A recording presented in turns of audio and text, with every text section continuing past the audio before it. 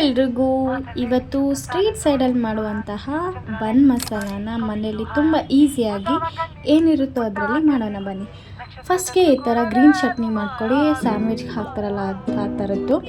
Next ಬನ್ನ ಮಧ್ಯೆ cut ಮಾಡಿಬಿಟ್ಟು ಆ ಗ್ರೀನ್ ಚಟ್ನಿನ ಆ ಕಡೆ ಈ ಕಡೆ ಲೈಟಾಗಿ ಸ್ಪ್ರೆಡ್ ಮಾಡಿ. ಇನ್ ಕೇಸ್ ನೀವು ಸ್ಪೈಸಿ ತಿನ್ನೋರಾಗಿರೋ ಜಾಸ್ತಿ ಸ್ಪ್ರೆಡ್ ಮಾಡ್ಕೊಳ್ಳಿ.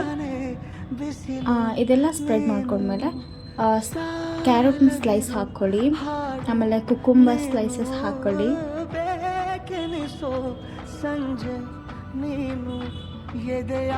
ಆಮೇಲೆ ಆನಿಯನ್ ಸ್ಲೈಸಸ್ ಹಾಕ್ಕೊಳ್ಳಿ,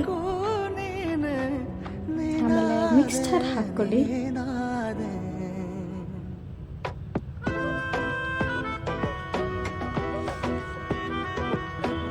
ಆಮೇಲೆ ಲೈಟಾಗಿ ಸ್ವಲ್ಪ ಸಾಲ್ಟ್ ಹಾಕ್ಕೊಳ್ಳಿ. ಇಷ್ಟೇ. ಈಗ ಬನ್ ಮಸಾಲ ತಿನ್ನೋಕೆ ರೆಡಿಯಾಗಿದೆ. ಅದನ್ನು ನೀಟಾಗಿ ಆ ಥರ ಪ್ರೆಸ್ ಮಾಡಿಬಿಟ್ಟು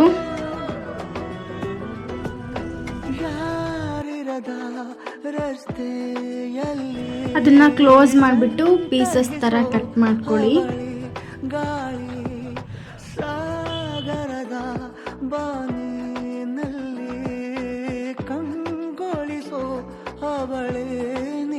ಇಷ್ಟೇ, ಬನ್ ಮಸಾಲ ರೆಡಿ. ಟೇಸ್ಟಿ ಮತ್ತು ಎಮ್ಮಿ ಆಗಿರುವಂತಹ ಬನ್ ಮಸಾಲ ರೆಡಿ. ಇದು ತುಂಬ ಈಸಿ ಸ್ನ್ಯಾಕ್ ಕೂಡ.